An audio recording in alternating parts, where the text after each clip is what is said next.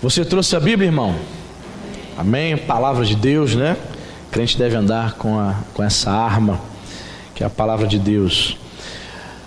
Irmãos, a Bíblia, ela, né, é um livro maravilhoso, onde Deus fala com o seu povo. Ela é repleta de conselhos, né? Ela nos diz o que devemos fazer e o que nós não devemos fazer. Não é verdade? E a Bíblia diz muitas coisas que um crente não pode fazer. E o Espírito Santo colocou no nosso coração aqui, o título dessa mensagem é esta: 5 coisas que nenhum crente pode fazer, deve fazer, senão ele terá problemas, ok? 5 coisas. A primeira coisa, gostaria que você abrisse, sem mais delongas, sem perda de tempo, em 2 Reis, capítulo 17. A primeira coisa que nenhum crente, servo de Deus, pode fazer. Existem muitas, claro, mas vamos comentar aqui, separamos 5 textos para podermos nos aprofundar aqui nessa noite. 2 Reis, lá no Antigo Testamento, capítulo 17, versículo 33.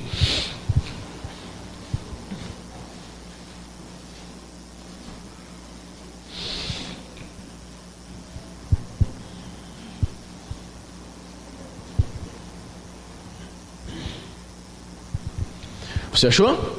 2 Reis 17, versículo 33, amém?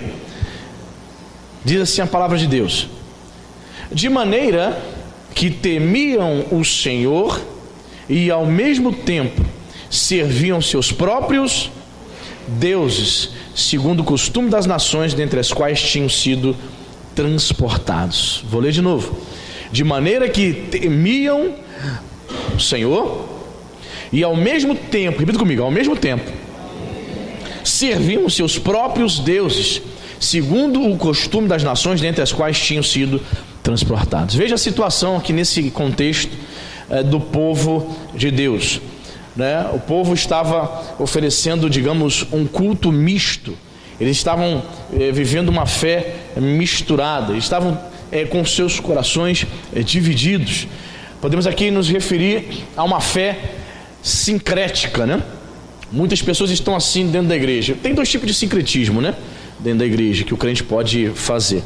O primeiro tipo de sincretismo gospel religioso são aquelas denominações, aqueles crentes que eles estão na igreja evangélica, se batizaram na igreja evangélica, mas parece que ele ainda é espírita, parece que ainda ele é católico romano, cheio de crendices, cheio de superstições.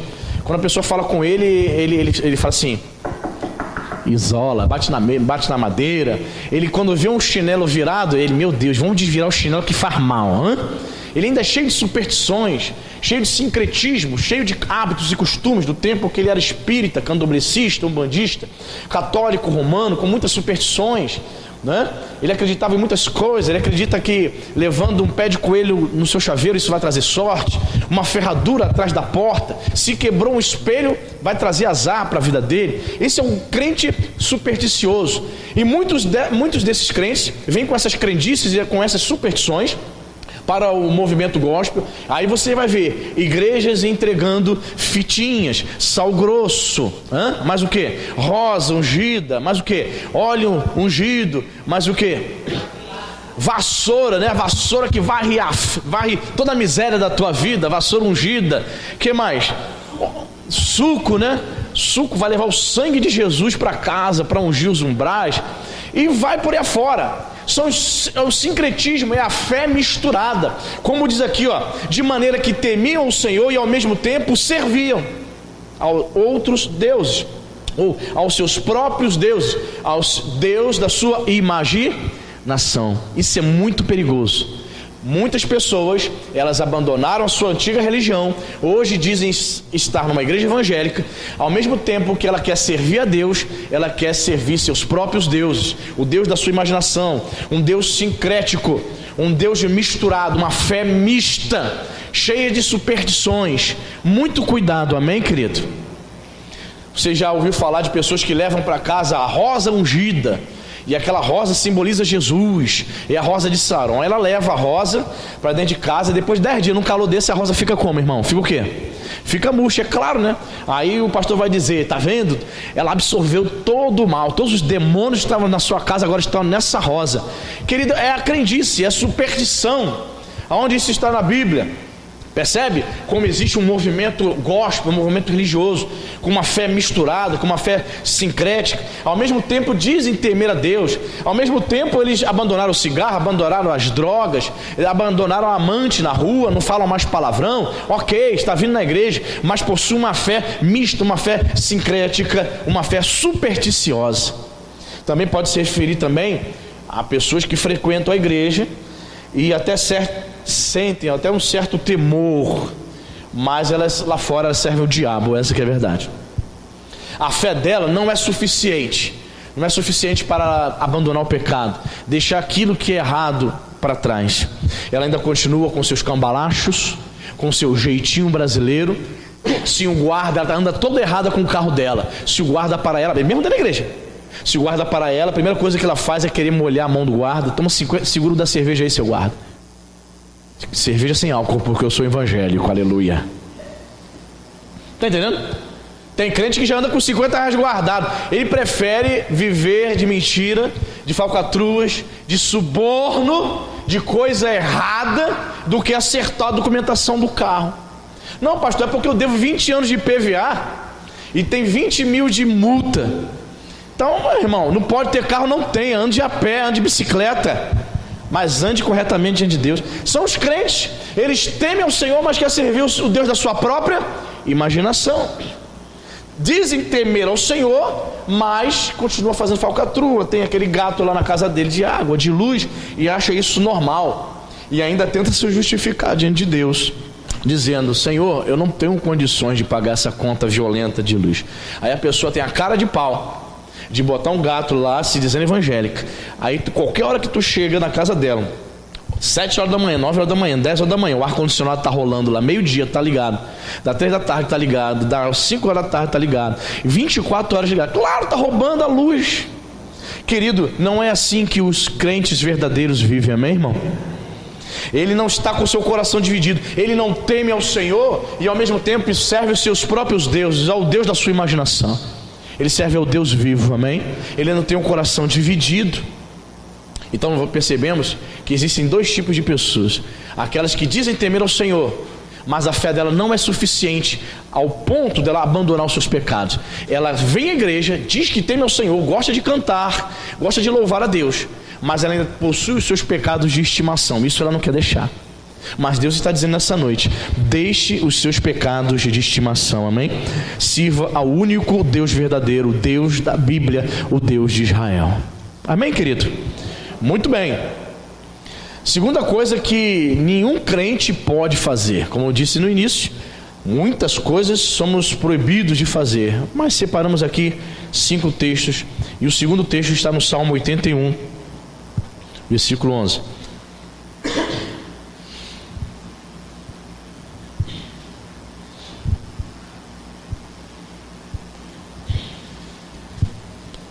Salmo 81, versículo 11.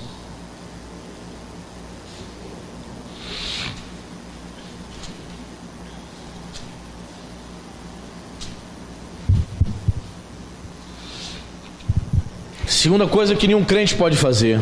Salmo 81, 11, você achou?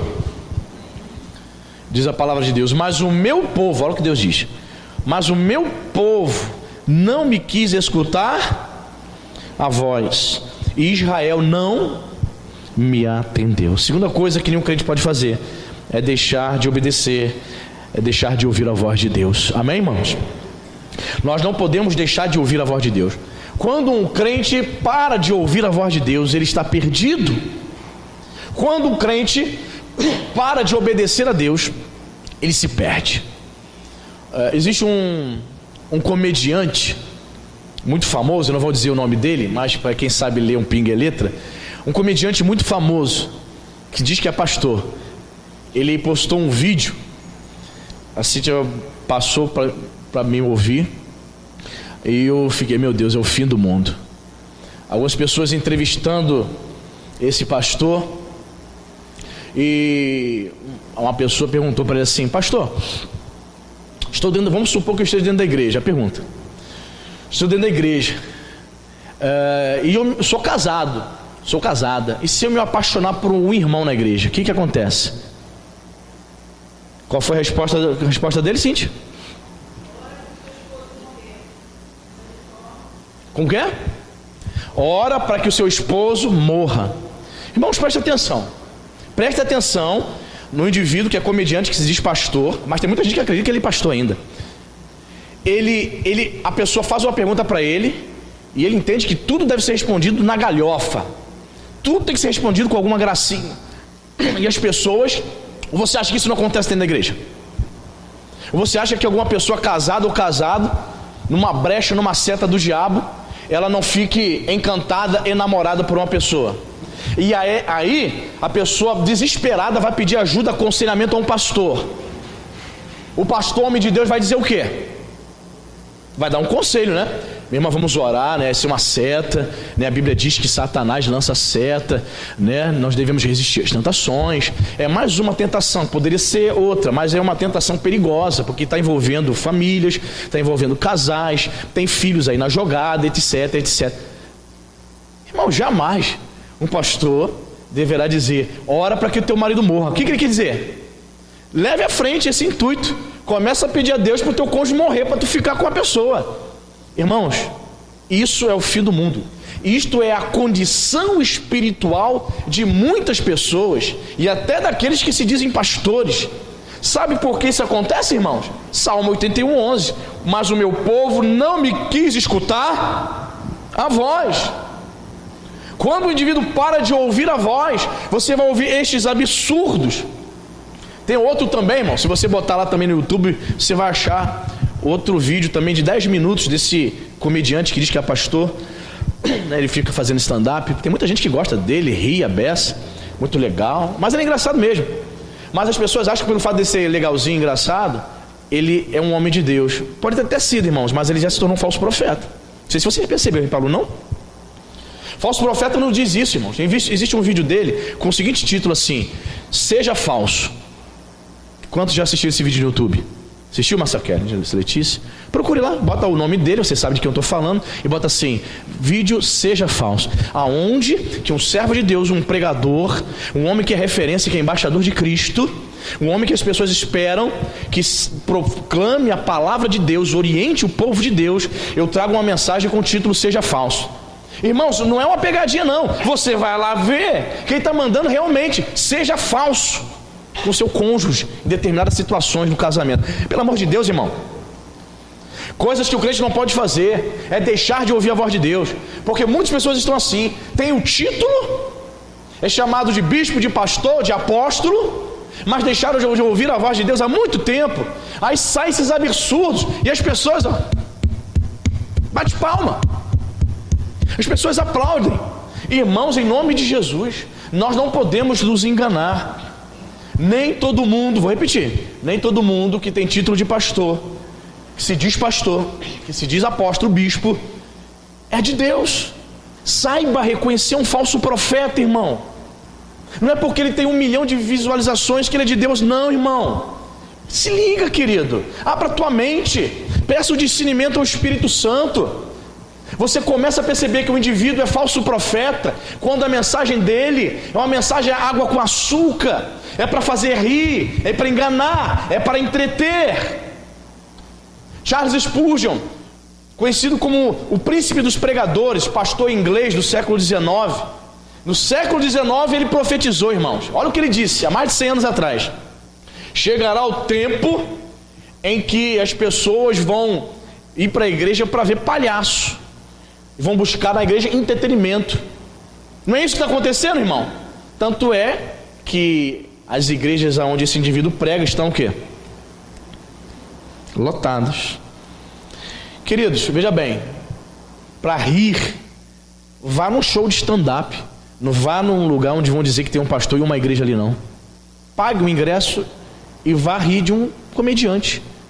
Não vá rir de uma pessoa que se diz pastor e quer fazer você rir durante 1 hora sem parar.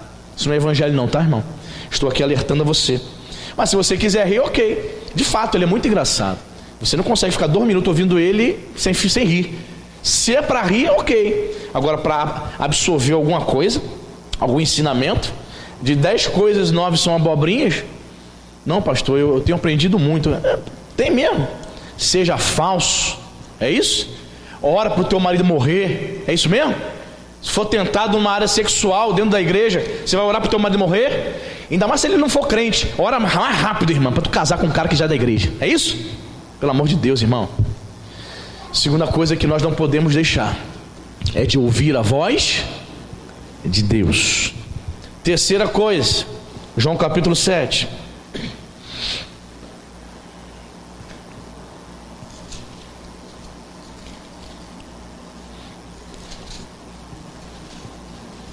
Estou dizendo aqui, irmãos, que você é proibido de ver ele não, tá, gente? Estou dizendo, não, pastor, o senhor está me proibindo, dizendo que eu estou em pecado se eu assistir, se eu gostar. Não é isso não, estou dizendo para você ficar o quê? De olho, você o quê? Peneirar, filtrar o que ele está falando, tá?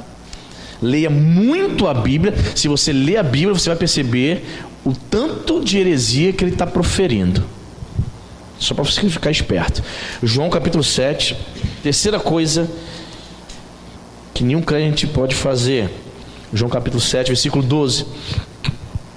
Diz assim: e havia grande murmuração a seu respeito entre as multidões.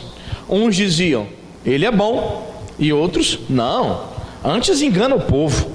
Entretanto, ninguém falava dele abertamente, por ter medo dos judeus. Terceira coisa que nenhum crente pode fazer é ter medo de falar de Jesus, amém, irmão? Veja bem, havia grande murmuração a respeito de Jesus entre as multidões. Uns diziam, olha o que o povo estava reunido em Jerusalém.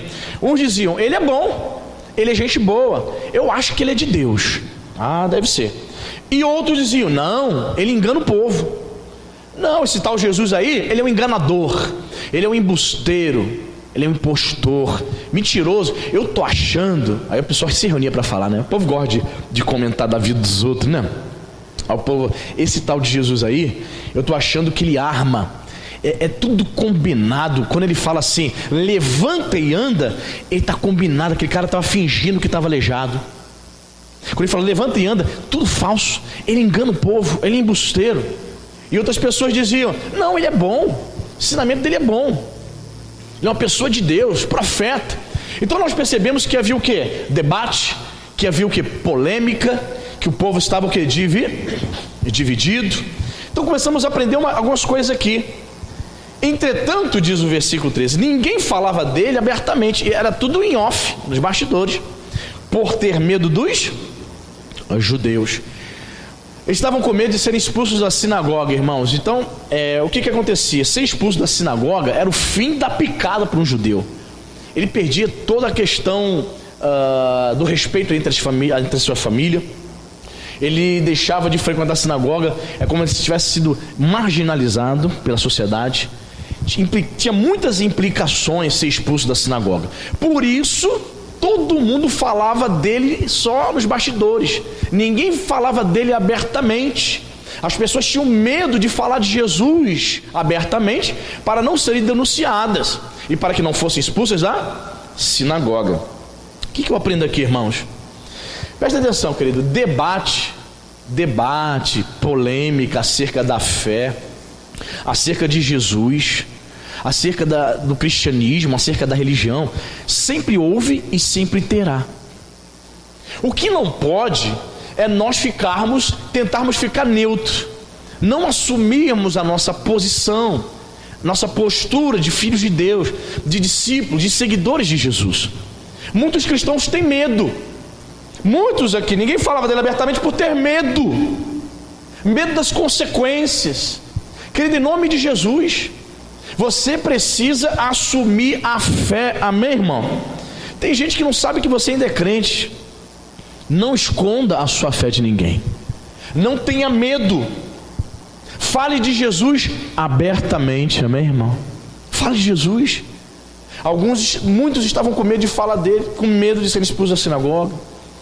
O povo estava dividido, havia polêmica, Talvez, quem sabe, você tenha medo até mesmo de falar de Jesus para um familiar, para um amigo, porque você sabe que ele é polêmico e vai perseguir você, vai entrar em debate, você quer fugir.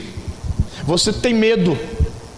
Pastor, eu não domino bem a Bíblia. Já está na igreja há anos, não domina não, vai dominar nunca não? Vai ler as escrituras não? Quando é que vai fazer módulo 1, módulo 2? Nunca? Pois é, vai vivendo uma vida espiritualmente relaxada, e quando há necessidade de você falar de Jesus abertamente, você não fala, porque você tem medo. Só que a Bíblia que nós carregamos, diz que o Senhor Jesus, Ele nos deu espírito de intrepidez, espírito de ousadia. O que é ousadia, irmão? Ousadia é o mesmo que coragem. Quando nós temos o Espírito Santo, nós não temos medo. Nós falamos para as pessoas a quem nós servimos. Você tem medo de dizer a quem você serve? Pastor, se eu falar, pastor, eu vou perder a amizade. Pastor, se eu disser, se eu assumir a minha fé, se eu chegar lá na minha parentela, e ninguém me chama mais no dia das mães para aquele churrasco, e ninguém me chama mais para aquele almoço. Não tenha medo, querido. Uma coisa que nenhum crente pode ter é ter medo de assumir a fé.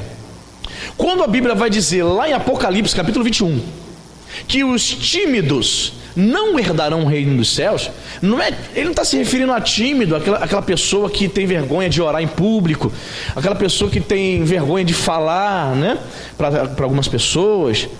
Não está falando daquela pessoa que tem vergonha de namorar alguém, de declarar o seu amor para alguma pessoa, para arrumar um namorado. Ele não está falando desse tímido não. A Bíblia está falando daquele que tem medo de assumir a fé. Tímido aí tem um sentido de ter medo de assumir que você é filho de Deus, que você serve a Jesus hoje. Não tenha medo não, amém, irmão? Declare para as pessoas a quem você serve, a quem você ama. Diga para as pessoas que você agora tem uma nova vida com Jesus, amém? E nada vai te separar do amor de Deus, amém, querido? Nada. Não tenha medo. Vai ter polêmica? Sempre terá. O teu amigo católico vai tentar entrar numa contigo? Pode ser. Aquela amiga espírita, kardecista, candomblecista, umbandista, quimbandista pode entrar em diálogo contigo? Pode ser. Mas defenda a fé. Diga para ela que a sua experiência não foi com uma religião, a sua experiência foi com uma pessoa, foi com Jesus de Nazaré. Amém? Muito bem. Quarto ponto, quarta coisa que nenhum crente pode fazer. Vamos para o Antigo Testamento? Livro de Números.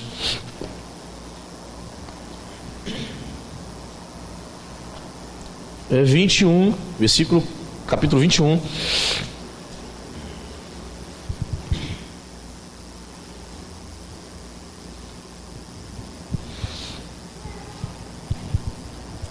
Números 21, versículo 4. Você achou? Amém? Ouço folhas ainda. Significa que você está procurando. Diz assim a palavra: então partiram do monte Or, pelo caminho do Mar Vermelho, a rodear a terra de Edom. Porém, o povo se tornou impaciente no caminho. Repita comigo para a gente frisar. O povo se tornou impaciente no caminho. O povo de Deus estava rodeando, você sabe, no caminho do deserto, e chega um momento que eles ficam impacientes. Interessante, né?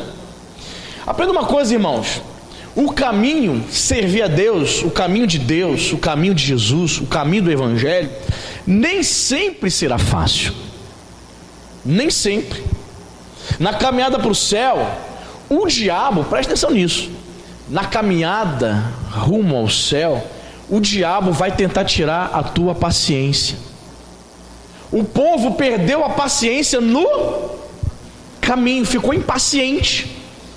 Na tua jornada para o céu, querido, Satanás tentará tirar a tua perseverança, Satanás tentará tirar a tua paciência. E detalhe, não somente a tua perseverança e a tua paciência, Satanás, na tua jornada, no caminho, ele tentará também tirar tua convicção, a tua fé. Satanás também tentará tirar o amor. Lembre-se que no final dos tempos o amor de muitos se esfriaria. Satanás no caminho vai também tentar tirar a sua paz. Mas em primeiro lugar ele quer que você fique entediado. Em primeiro lugar, Satanás quer que você fique fastiado. Se você ver o contexto aqui, o povo de Israel já estava murmurando no deserto, estava rodeando por muitos anos, ficaram impacientes. Diz no decorrer do texto que eles ficaram fastiados com o pão, com o maná que caía diariamente no deserto. E você sabe que o pão, o maná que caía do deserto, era o símbolo do próprio Cristo, era símbolo do próprio Jesus. Irmão, perigoso. É perigoso quando você começa na sua fé, a sua vida cristã, você começa a achar que a sua vida cristã está muito chata, está entediosa, está tão chato, pastor. Estou ficando impaciente no caminho.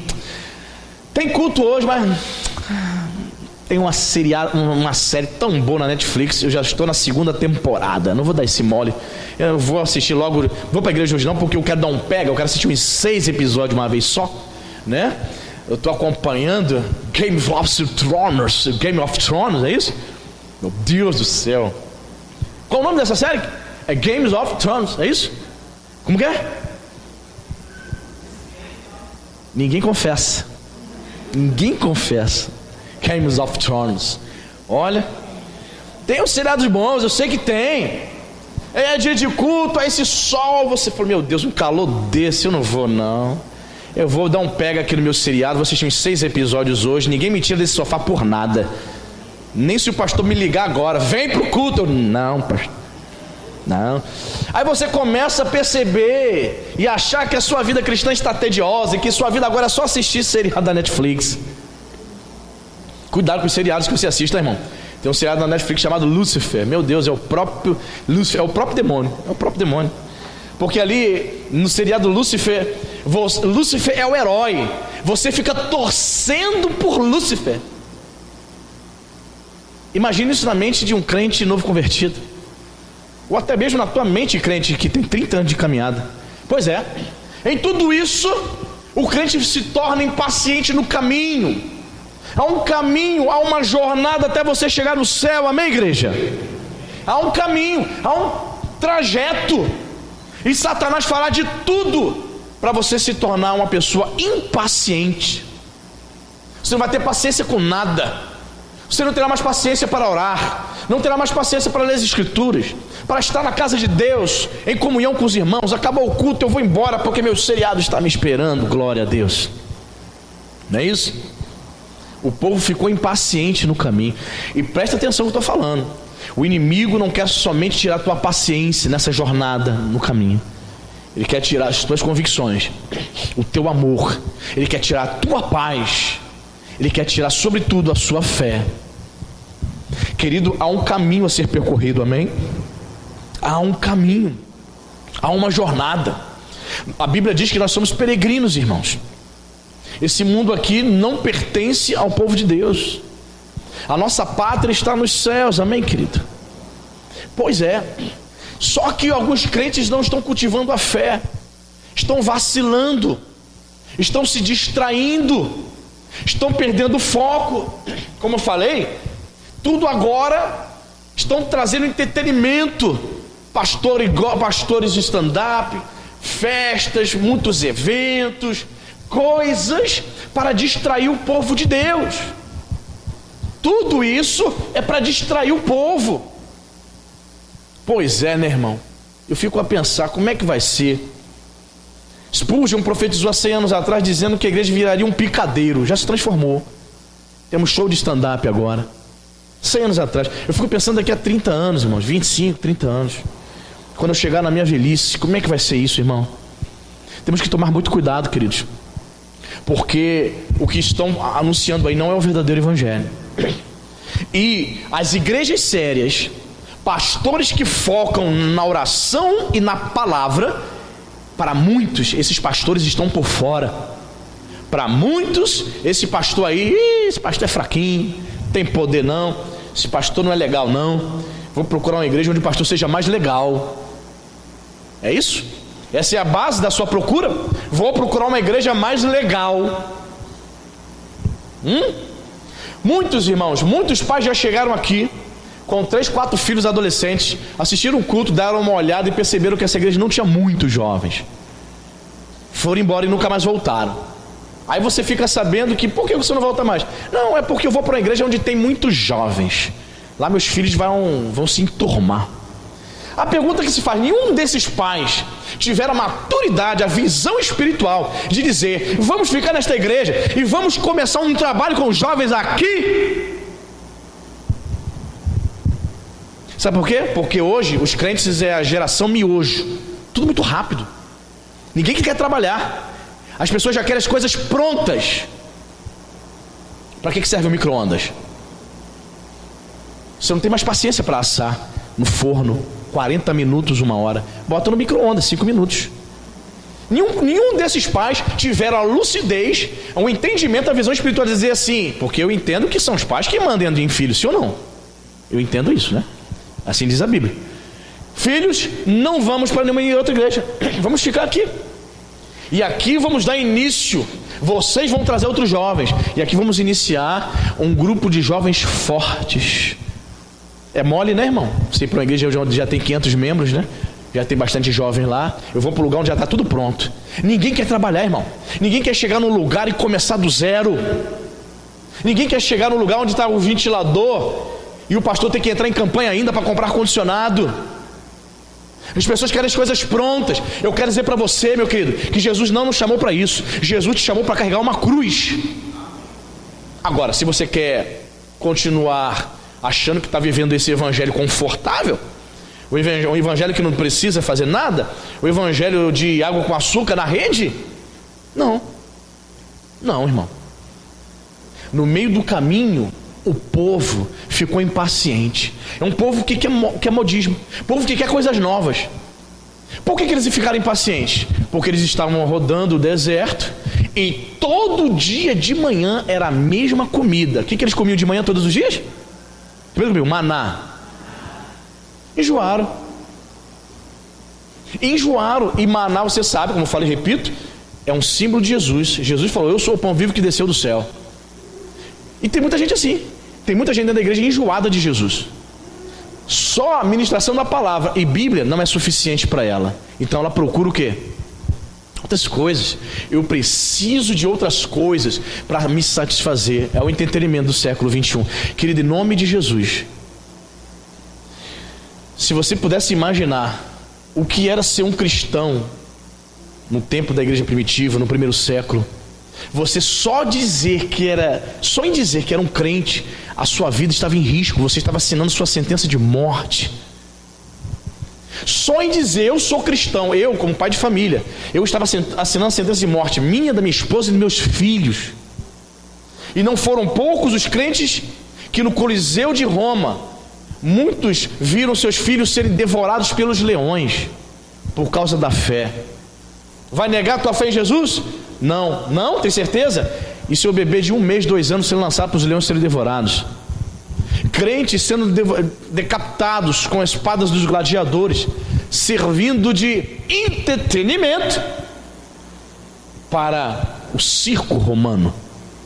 Veja bem, e hoje não. Hoje os crentes exigem muitas coisas. Estão ficando impacientes pelo fato de não esperarem, de não perseverarem, pelo fato de não olharem somente para Jesus, estão impacientes no caminho. É interessante, fixa essa palavra no teu coração. Ficaram impacientes no caminho. Você está seguindo um caminho, o caminho é Jesus, amém? Jesus disse, eu sou o caminho, a verdade e a vida. Você está no caminho, cuidado para você não ficar impaciente. Cuidado para você não ficar entediado com Jesus, para você não enjoar de Jesus, hein? Cuidado, porque a partir do momento que você ficar entediado de Jesus, ficar impaciente com o caminho, que é Ele, quem você vai abraçar? Quem você vai dar ouvidos? Ao próprio Satanás, irmão. Infelizmente. Vamos ler de novo aqui? Porém o povo se tornou impaciente no caminho. Não fique paciente no caminho, amém, queridos? Muito bem. E o último texto está no Salmo 73, Salmo de Asaf. Nem todos os salmos 150 salmos que nós possuímos, nem todos foram escritos por Davi. Muitos foram escritos por Asaf, que era levita, músico da casa de Deus. Quinta coisa que nenhum crente pode fazer, nenhum de nós podemos fazer. Salmo 73, versículo 2 e 3. Versículo 1 para a gente entender melhor, né? Salmo 73, 1, 2 e 3. Você achou? Com efeito, Deus é bom para com Israel, para com os de coração limpo. Olha o que ele diz, irmãos: quanto a mim, porém, quase me resvalaram os pés, pouco faltou para que se desviassem os meus passos. Por quê? Aí ele responde, versículo 3: pois eu invejava os arrogantes ao ver a prosperidade dos perversos. Olha só, ele faz uma confissão aqui, irmãos, o salmista Asaf. Deus é bom para com Israel, porém, quanto a mim, olha, eu quase me desviei, hein, pessoal. Ele declara: olha, por pouco eu não desviei os meus passos, por pouco eu não abandonei Jesus. Faltou isso para não cair na fé. E alguém, antes que alguém perguntasse a ele: por que, Asaf? Eu vou dizer por quê. Ele responde no versículo 3. Sabe por quê? Porque eu invejava os arrogantes ao ver a prosperidade dos perversos. Irmãos, meu Deus do céu, quinta coisa que nós não podemos fazer, nenhum crente pode fazer, é invejar os ímpios, o perverso. A preocupação com o nosso ego, quando você olha para as suas necessidades, você se distrai espiritualmente. Quando você só olha para você mesmo, o teu umbigo, você se distrai, você deixa de olhar para Deus para olhar para as pessoas. Você começa a olhar os ímpios, começa a perceber que aquela pessoa que não tem Deus, você começa a perceber que aquele teu parente, aquele teu amigo, que nunca esteve na igreja, ele está em um carro melhor do que o teu, ele tem uma geladeira melhor do que a tua, uma geladeira frost free, não é isso? Toda cromada, coisa linda, não é nem mais branca, ela é toda cromada, 800 litros, muito linda. Ela começa a perceber, ela fica em casa matutando assim: meu Deus, não tenho condição de comprar nenhuma de 250 litros, estou querendo comprar outra geladeira, não posso. Aí ela começa a se ligar, e minha vizinha aqui, ó, macumbeira, está com uma geladeira espetacular. Ela começa a invejar os ímpios, e ela é serva de Deus. Ela começa a invejar, ela começa a ver a prosperidade. Aí o senhor, meu irmão, com aquele carrinho 1.0, querendo mudar para um carro mais potente, mais forte, e nunca que consegue. Aí olha o seu vizinho já fazendo aquela manobra, entrando na garagem, mostrando o seu novo carro 2.0, poderoso, lindo. Aí você fica assim: puxa, será que vale a pena realmente ser fiel a Deus? Eu estou pedindo a Deus um carro novo e nunca que vem. Aí você começa, sabe, você deixa de olhar para Deus para olhar para a vida daquele que não serve ao Senhor. E o resultado, Asaf conta aqui: quase que eu me desviei, por pouco os meus pés não se desviaram, por muito pouco. Então toma cuidado, sabe por quê? A partir do momento que você deixa de olhar para Deus para olhar para as suas necessidades e para olhar para a vida do próximo, principalmente daquele que não serve a Deus, você vai tendo a sua fé minada. O diabo, ele começa a sugar a tua fé. Você começa a ver o que você não tem e o que o outro tem, e você começa a ficar frustrado, porque sempre você verá pessoas com mais coisas que você. Sempre vai ser assim, irmão. Sempre. Você pode ser uma pessoa super inteligente, mas presta atenção, você vai encontrar no caminho da vida alguém 10 vezes mais inteligente que você. Eu estava vendo hoje no Facebook, eu tive um professor no seminário no passado, e essas eleições revelaram que ele é socialista esquerdista, né? Um cara muito inteligente, pastor, só que ele é esquerdista. E todo dia ele posta, ele tem mais de 5 mil seguidores, tem 3 Facebooks com mais de 5 mil seguidores, todos eles. E todos os dias ele posta coisas falando mal do governo, né? Falando mal da direita. Aí hoje, irmãos, eu vi um outro pastor entrando e comentando uma postagem desse pastor esquerdista. Mas esse outro pastor trouxe assim sabe, um texto brilhante. Eu falei, meu Deus do céu, acho que agora ele percebeu que tem gente do mesmo nível que ele. Porque esse pastor esquerdista, que ele é professor, teólogo, ele é muito inteligente, um cara absurdo de inteligente. Só que ele encontrou, ele viu um outro camarada, pelo texto, no mesmo nível, talvez, quem sabe, superior a ele. E ele teve ali que discutir, foi um diálogo intenso, ambos só lendo os comentários, né? Às vezes você entra na postagem e só fica lendo os comentários, né? Caramba, dois pastores, sumidades da teologia, um de direita, outro de esquerda. Percebe? Se você perceber, se você notar, sempre haverá pessoas com mais coisas que você, com mais posses que você, com mais recursos que você, com um carro melhor que o seu, com uma casa melhor que a sua. E aí, você vai ficar frustrado com o Senhor? Você vai deixar de buscar Deus? Vai fazer como Asaf? Quase me desviaram os pés. Por pouco. Por pouco. Olha só, irmãos. Estou vendo aqui, procurando o versículo aqui, que nesse mesmo texto, vamos ver se eu acho aqui, que ele diz que entra na casa de Deus. Vamos ver aqui. Versículo 17. Ele ficou perturbado com essas coisas, né? Com essa questão de olhar para a vida do perverso, de ver o perverso prosperando, ele não. Aí diz aqui, ó, versículo 17, ele tomou uma decisão, ele tomou uma atitude. Olha o que diz o versículo 17: até que entrei no santuário de Deus e atinei e percebi o fim deles. Deles quem? Dos perversos. Sabe o que eu aprendo aqui?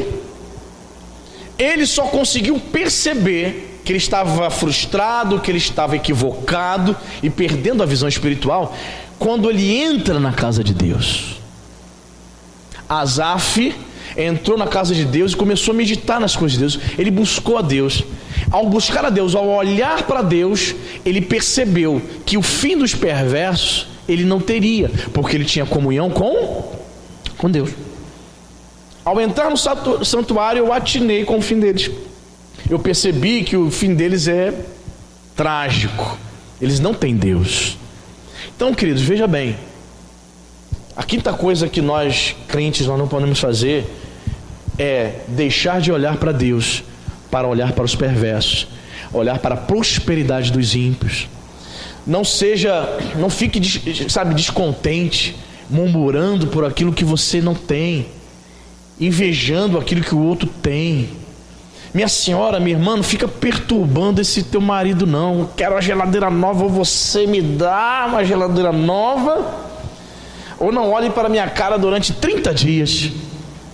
Coitado, cara.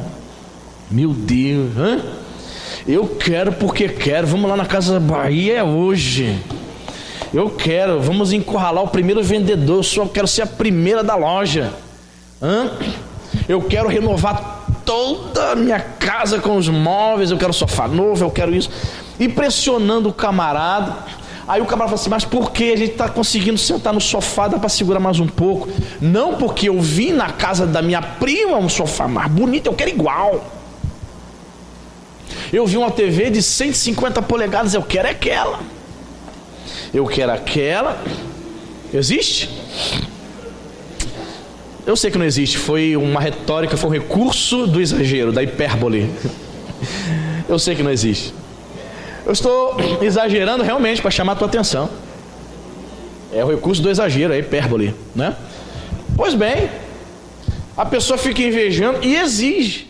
Aí o marido crente, meu Deus do céu, vai lá, se endivida. Olha o carnê da Casa Bahia. Parece o Novo Testamento, de tão grosso.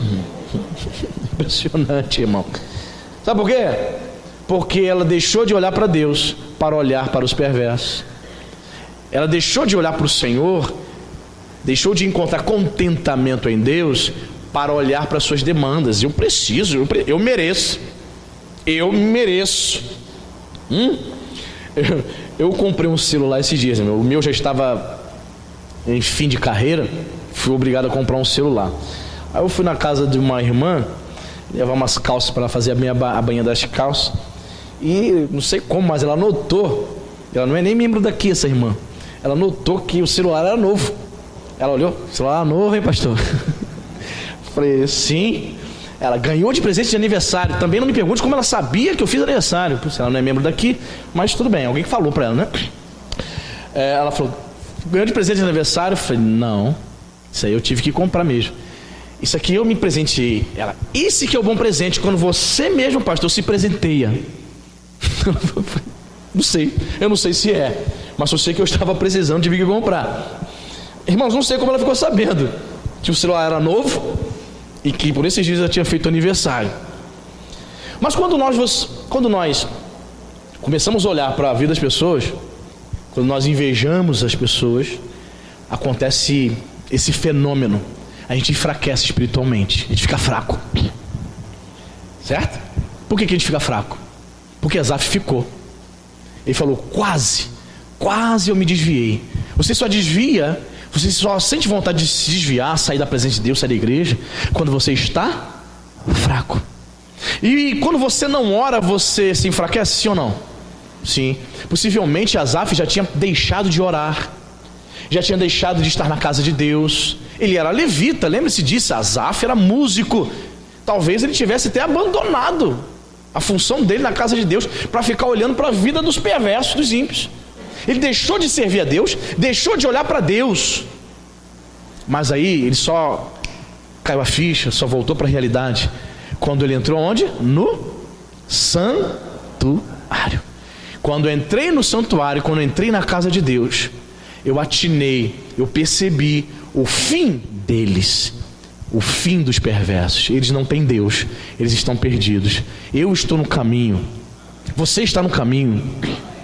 Não se impacientes no caminho. Está impaciente? Está meio chateado? Está desanimado? Está enfastiado? Está enjoado de ser crente? Fica não, irmão. Fica impaciente não. Renove-se na presença de Deus, amém? Ele pode renovar você. Talvez você esteja, sabe, pastor, estou empurrando com a barriga, pastor. Você não tem noção. Eu sei que há períodos na vida que você só vai empurrando para ver o que dá. Mas Deus, Ele quer te renovar nessa noite, amém? Ele é poderoso para fazer isso. Você não veio aqui nessa noite à toa. Não se impacientes no caminho. Renove-se na presença do Senhor, amém, queridos? Faça como Asaf, no santuário. Esteja no santuário. Você já está no santuário, amém? Você vai ver a glória dele em nome de Jesus, amém? Fica de pé. Eu gostaria que você segurasse na mão do teu irmão, para nós podermos orar. Eu gostaria de cantar essa canção com você, que fala sobre renovação, amém? Se você estava se impacientando no caminho, você vai ser renovado nessa noite.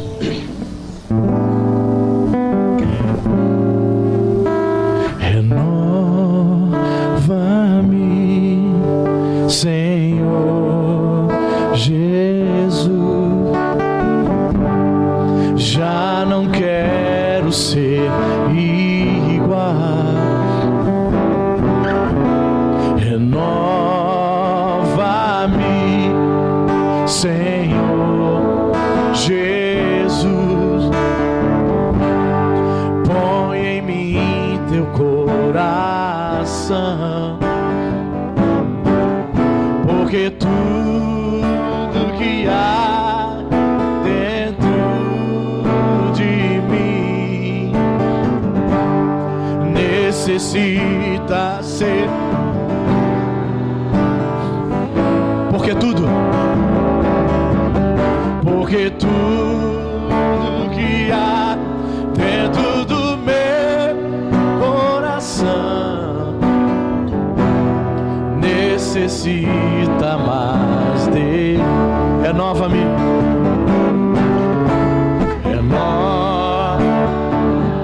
aleluia. Peça ao Senhor renovação na tua vida, aleluia. Já não quero ser igual. Renova-me, Senhor Jesus. Põe em mim teu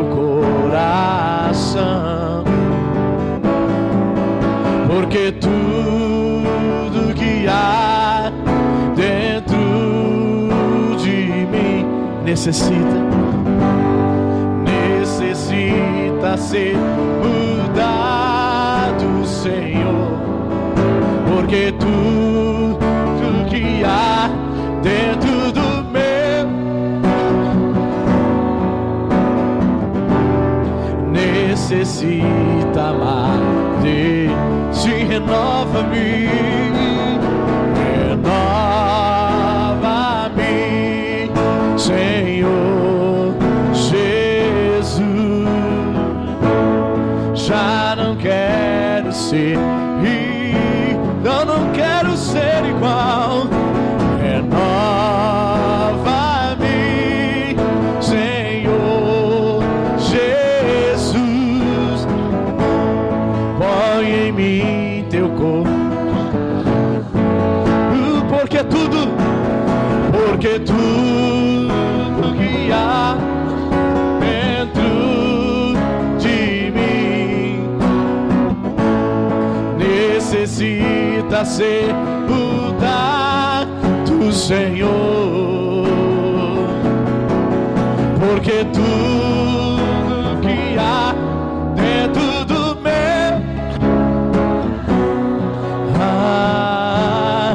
necessita mais.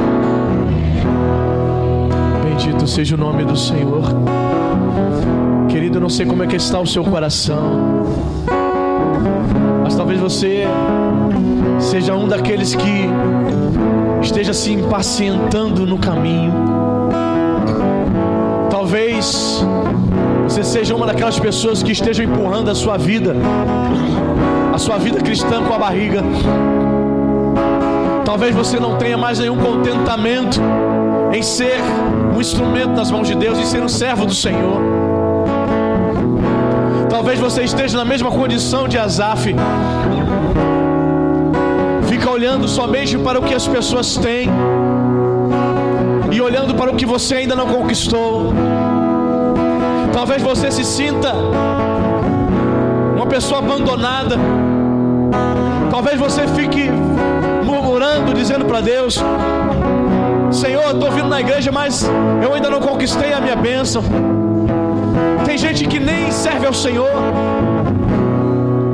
Tenho amigos, parentes que não temem o teu nome, e eu só vejo ele conquistando as coisas.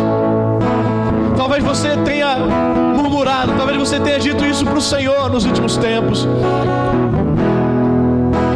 Talvez o teu erro, ao fazer isso, ao cair nessa cilada, seja o fato de você estar olhando somente para as tuas necessidades, olhando para o seu eu. Quando nós olhamos para o nosso eu, nós nos distraímos, porque o Senhor nos chamou para olharmos para Ele, querido. Olhe para Jesus, olhe para Jesus, e nele você encontrará satisfação, aleluia. Olhe para o Senhor, olhe para Ele. Asaf entrou na casa de Deus. Ele disse: quando eu entrei no santuário, eu atinei para o fim que eles teriam. Eu pude perceber que eles vivem sem o Senhor, que eles vão partir sem Deus, que eles não têm a salvação. Mas o Senhor me chamou para que eu obtivesse a salvação, a vida eterna. O Senhor te chamou, querido, para possuir o maior bem de todos, o maior tesouro, a salvação eterna, aleluia. Ah, querido, não olhe para os perversos, porque se você fica olhando para as pessoas, se você fica olhando para o que você tem e para o que você não tem, isso é muito perigoso. Isso enfraquece a nossa fé, isso nos desanima. O fato de você contar quantos anos você tem de crente e ainda não ter conseguido algumas bênçãos, ah, querido, eu digo para você, olhe para Jesus. Se você olhar para os problemas, olhar para a adversidade, isso te enfraquece. Se fortaleça no Senhor, seja renovado no Senhor nessa noite, porque tudo que que há dentro de mim necessita ser mudado, Senhor, porque tudo que há dentro do meu, aleluia, necessita mais de ti, necessita mais de ti, aleluia, necessita mais de ti, oh, aleluia, Deus, oh, Ele está aqui, Ele te consola, oh, querido, não sejamos como Israel, que temia o Senhor, mas servia a outros deuses. Não divida o teu coração, a tua devoção com Deus, a tua imaginação. Seja fiel ao único e verdadeiro Deus. Aleluia. Israel não me quis ouvir a voz. Israel não quis ouvir a minha voz, diz o Senhor. Muitos estão pagando um preço muito alto, porque não desejam mais ouvir a voz do Senhor.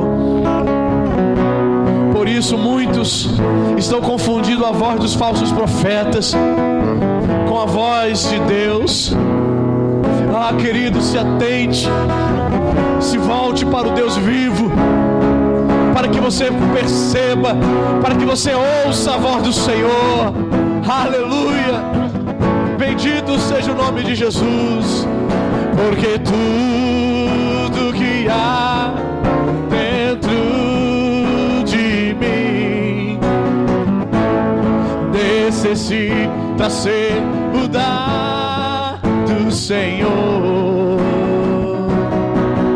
porque tudo que há dentro do meu coração necessita mais de ti, necessita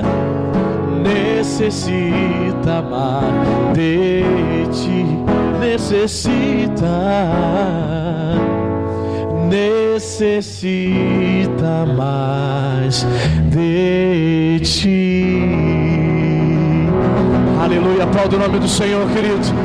Obrigado, Jesus. Obrigado, Espírito Santo. Glória a Deus. Graças a Deus. Deus é bom, amém? Coloque suas mãos no coração. Quero orar pela sua vida. Senhor, muito obrigado, Jesus, pela tua palavra, Senhor, que nos exorta, pela tua palavra que abre os nossos olhos espirituais. Senhor, queremos andar nos teus caminhos. Nós não queremos nos impacientar no caminho, Pai. Queremos perseverar até o fim. Obrigado, Jesus, por tudo que aconteceu aqui. Eu creio, Senhor, que vidas saem daqui, Senhor, com seus corações renovados em Cristo Jesus. Obrigado, Jesus, pelos louvores que aqui foram entoados. Leva-nos para os nossos lares e nos dê um restante de semana abençoado na tua presença. Nos abençoe rica e abundantemente em nome de Jesus. Amém e graças a Deus.